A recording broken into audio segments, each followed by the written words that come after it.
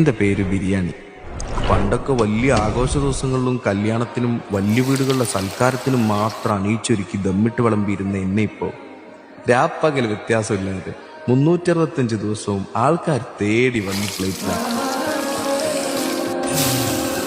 അവർക്ക് സന്തോഷം വന്നാലും സങ്കടം വന്നാലും ഇനിയൊന്നും വന്നില്ലെങ്കിലും എന്നെ ഇങ്ങനെ കുഴച്ച് ഇച്ചിരി തൈരും കൂട്ടി ലേശം മസാല മിക്സ് ചെയ്ത് ദാ ഇങ്ങനെ കണ്ണും പൂട്ടി അങ്ങ് സേവിക്കും.